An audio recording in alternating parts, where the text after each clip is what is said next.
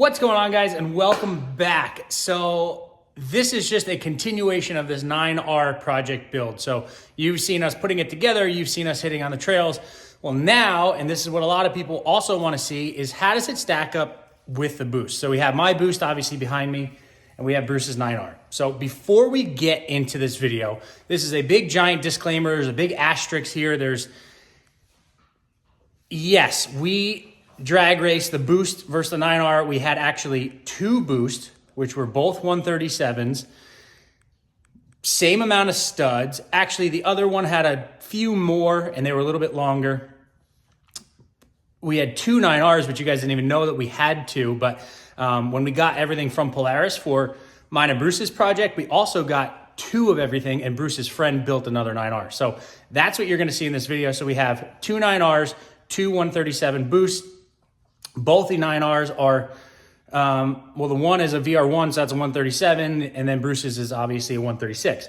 So big disclaimer, this was not a groomed track. We were just on a pond. Lane choice was very big depending on your traction, and then halfway down the lake, if you ran into, untouched snow, there was a lot of different variables. Not to mention Bruce's 9R that he is on, and I keep saying Bruce's, the teal one, or radiant green as Polaris called it, that has a 1.6 track. All the other sleds in this video have a 1.35. Bruce's has a 1.6, and it has different gearing. So there are variables within this video, but needless to say, we lined them up and we did a ton of runs. And when I mean a ton, I mean a ton of runs. My sled, the puppy's running around. What are you doing, nut job?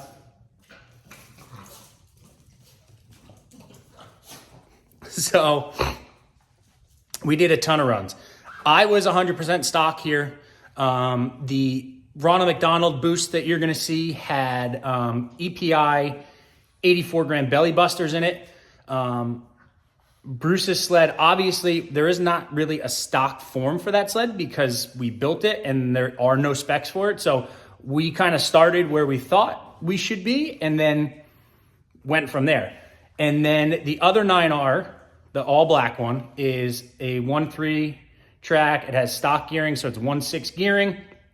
And that also was kind of a clutch kit just thrown together because we didn't know where it was.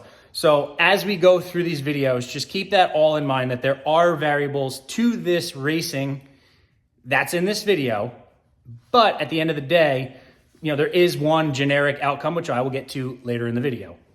So check out some drag racing, and we had a blast. It was a lot of fun, cool learning, cool seeing what the sleds did, and you're gonna see what I mean here in a little bit.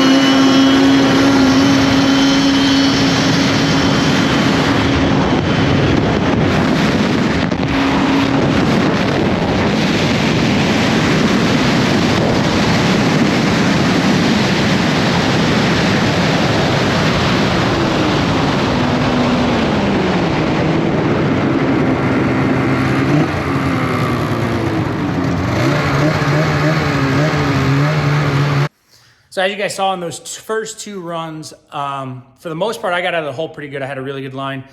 Even halfway down the pond, the run, my sled kept going. And again, this was earlier in the day where we were still running into a lot of fresh snow and patchy snow. The first run, Bruce spun really bad, so he was in the back. The 9R next to me really launched good, and then quickly kind of ran out of legs, which is when the boost really kind of shines, is once you get to that 70-ish mile an hour plus. But you'll see in these next few videos, I didn't get out of the hole so good. Bruce would get out of the hole, and he was making changes as the day was going on to try and make that better and better. And again, as you're gonna see, it did progressively get better and better and better as the day went on.